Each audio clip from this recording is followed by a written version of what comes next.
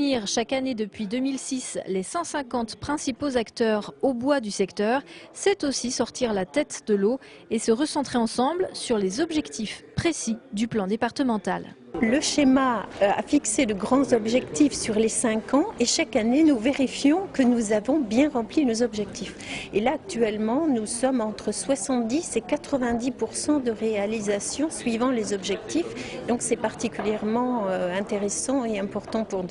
C'est dans le cadre de ces réunions que naissent les bonnes idées. Exemple, avec l'une des innovations majeures de l'année, elle va voir le jour d'ici au 15 mars, un site internet, le Web EHPAD, pour connaître en temps réel et coordonner tarifs et capacités d'hébergement des maisons de retraite auboises, un outil demandé par les professionnels. Le principal reproche, c'est que les inscriptions se faisaient dans chaque établissement, alors qu'avec ce système-là, on fait une inscription une fois et elle est répercutée sur l'ensemble des établissements choisis par le référent.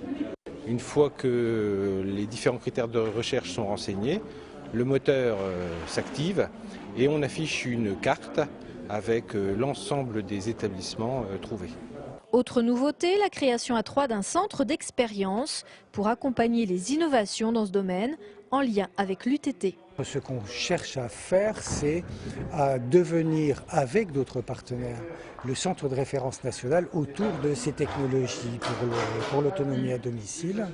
Et c'est dans ce cadre-là qu'on répond aujourd'hui à un appel d'offres de la Direction générale des entreprises autour de cette question. 2 projets de poids pour 2009, mais les acteurs concernés ne perdent pas de vue ce qui reste la priorité, le maintien des personnes âgées dans leur lieu de vie. La base, clairement, c'est le maintien à domicile. C'est là qu'on est le plus heureux, vous et moi. Et donc, si on peut les maintenir le plus longtemps possible, c'est ce que nous recherchons. Et puis, bien évidemment, on sait très bien qu'à un moment donné, l'état de santé et la dépendance font qu'il faut aller en établissement.